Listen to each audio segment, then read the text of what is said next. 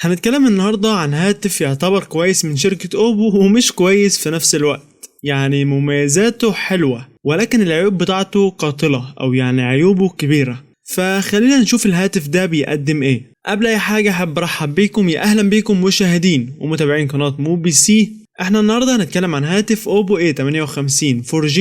هنتكلم عن كل مواصفات الهاتف، المميزات، العيوب، السعر، وكمان المقارنة اللي بتكون في اخر الفيديو. واي حاجة محتاج تعرفها عن الهاتف هنوضحها لك بالتفصيل، ولكن ضروري تدعمنا بلايك واشتراك. ويلا بينا نبتدي الفيديو. في موبي سي تقدر تشوف مواصفات والسعر ومميزات وعيوب كل موبايل، وكمان مقارنة مع افضل منافس ليه، كل ده في فيديو واحد. نشوف تصميم الهاتف. وتصميم الهاتف هنا شكله زي تصميمات اوبو في الفترة الاخيرة. تصميم انا شايفه حلو وكويس ومميز شوية من وجهة نظري، طبعا هو وجهات نظر في الاخر. خامات الهاتف بتيجي من البلاستيك. وخلونا نشوف الشاشة. والشاشة هنا جاية بحجم 6.72 بوصة بجودة فول اتش دي بلس وبدقة 2400 في 1080 بكسل مع معدل كثافة بكسلات 392 بكسل لكل انش. والشاشة اي بي اس ال سي دي ومعدل تحديث الشاشة 60 هرتز. طيب الشاشة هنا كويسة ولا لأ؟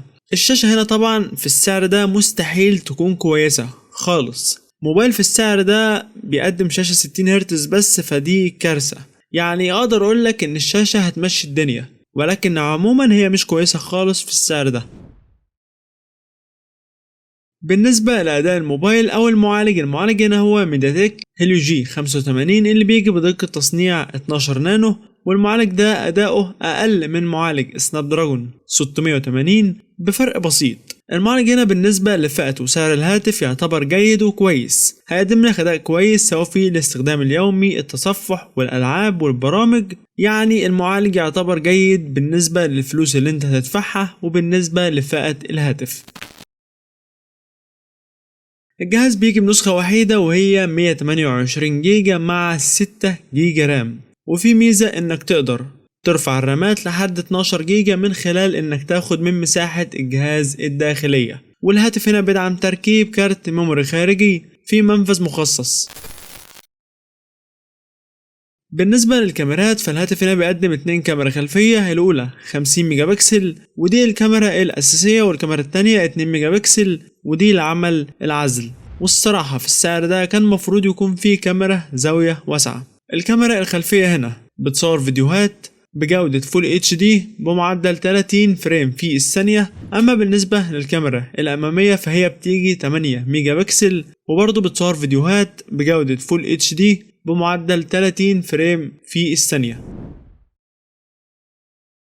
هنا بطارية الهاتف جاب حجم 5000 ملي أمبير، بطارية كويسة وهتاخد منها أداء كويس، بالإضافة لدعمها الشحن السريع بقوة 33 واط. يعني تقدر تشحنها 56% في 30 دقيقة فقط. الهاتف هيجي باندرويد 13. الهاتف بيدعم NFC. الهاتف بيدعم منفذ السماعات. منفذ الشحن بيجي من نوع تايب سي، وسماعات الجهاز هنا بتدعم الاستيريو. الوان الجهاز هما الاسود والاخضر، والهاتف هنا بيدعم البصمة وموجودة فيه زرار الباور. ولو عايز تعرف تفاصيل بشكل اكبر عن الموبايل وتقارن بين جهازين محتار بينهم، ممكن تكتب على جوجل موبي سي بالاضافة لاسم الموبايل اللي انت عايزه، وهتلاقي زر المقارنة في اخر الصفحة. وقبل ما نخش على مميزات وعيوب الموبايل ادعمنا بلايك واشتراك، ويلا بينا نشوف المميزات والعيوب. بالنسبة لمميزات الهاتف فالمعالج هنا يعتبر كويس جدا على فئة وسعر الهاتف. برضو البطارية والشحن السريع كويسين جدا. اما بالنسبة للعيوب فالشاشة مش كويسة خالص في السعر ده، وكانت مفروض تكون على الاقل خالص 90 هرتز. كان لازم موبايل في السعر ده يكون بيدعم كاميرا زاوية واسعة. طيب دلوقتي بعد ما قلنا كل حاجة على الهاتف وقبل ما نخش على المقارنة، خلونا نعرف سعر الهاتف. ولكن خد بالك ان السعر في مصر وفي السعودية مجرد اسعار احنا متوقعينها، لان الهاتف لسه منزلش مصر ولا السعودية. الهاتف تم اطلاقه في اندونيسيا بسعر $165. السعر المتوقع في مصر 7700 جنيه. السعر المتوقع في السعودية 1000 ريال. طيب كده كويس قوي. ولكن ايه افضل منافس للهاتف ده في نفس فئته السعرية او بنفس السعر؟ عندنا هاتف شاومي ريدمي 12. الهاتف ده هو اقوى منافس لهاتف اوبو A58 4G. هنخش على مقارنة سريعة كالعادة بين الجهازين، ولكن قبل المقارنة حابب اقول لك ان احنا هنا في قناة موبي سي عملنا مراجعة لهاتف شاومي ريدمي 12. لو انت حابب تشوفها هتشوفها من الاي اللي هتظهر لك فوق دلوقتي. اول حاجة هنقارن المعالجات، وهنا معالج اوبو هو ميديا تك هيليو جي 85، وشاومي بيجي بمعالج ميديا تك هيليو جي 88. وهنا اداء الاتنين زي بعض متقارب جدا، يعني الاتنين بيجوا زي بعض شاشة IPS LCD بجودة فول HD بلس، ولكن اوبو 60 هرتز وشاومي 90 هرتز، وهنا شاومي افضل. اوبو مش بيدعم كاميرا زاوية واسعة، ولكن شاومي بيدعم كاميرا زاوية واسعة، وهنا شاومي افضل.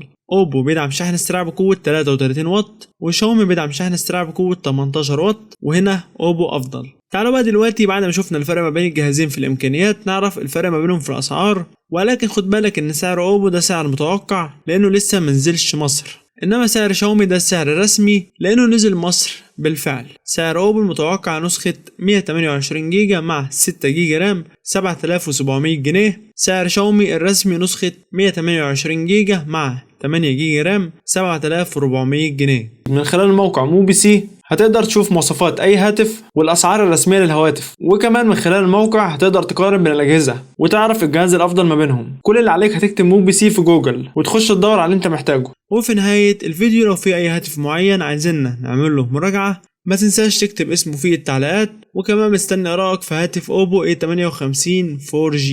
اتمنى يكون الفيديو عجبكم، ما تنساش تعمل لايك للفيديو واشتراك للقناه.